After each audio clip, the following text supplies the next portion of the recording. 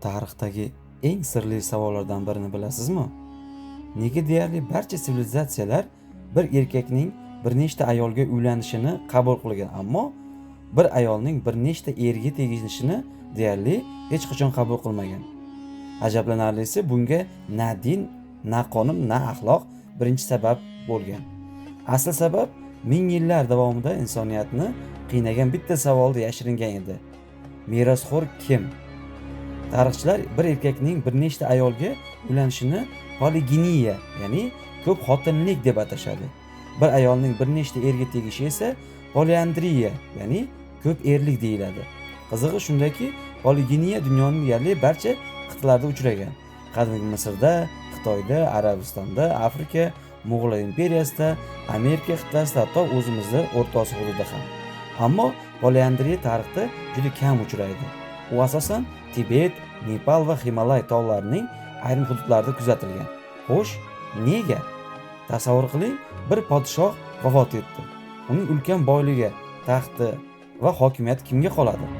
Agar erkakning bir nechta xotini bo'lsa, har birining onasining onasi aniq, yoki otasi ham aniq. Lekin bir ayolning bir nechta eri bo'lsa, ming yillar oldin bolaning haqiqiy otasi qanday aniqlash mumkin edi? Mana shu savol imperiyalarni qo'rqitdi. Chunki nasl masalasi oddiy oila masalasi emas edi.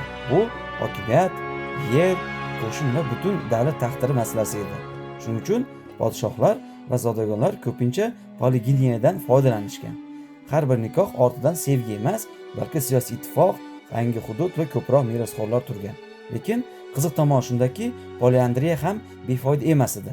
Tibetning ayrim hududlaridagi aka-ukalar bir ayolga uylangan. Buning sababi sevgi emas albatta. Agar har bir aka alohida oila qursa, oilaning yer mulki bo'linib ketardi. Bitta ayolga uylanish esa butun boylikni saqlab qolardi. Demak, ko'p erlik ham mavjud bo'lgan. Ammo u hokimiyatni kengaytirish uchun emas, omon qolish uchun paydo bo'lgan. Eng qizig'i esa shundaki, bugun DNK tahlili orqali bolaning otasini bir necha daqiqada aniqlash mumkin. Ammo ming yil oldin bunday imkoniyat yo'q edi. Shuning uchun insoniyat tarixidagi eng katta sirli sevgi yoki ehtiros emas edi.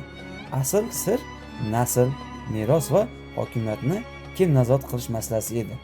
Va endi eng qiziq savol: agar DNK tahlili bundan ming yil oldin ham mavjud bo'lganida, sizningcha tarix boshqacha bo'larmidi? Javobni izohlarda yozib qoldiring.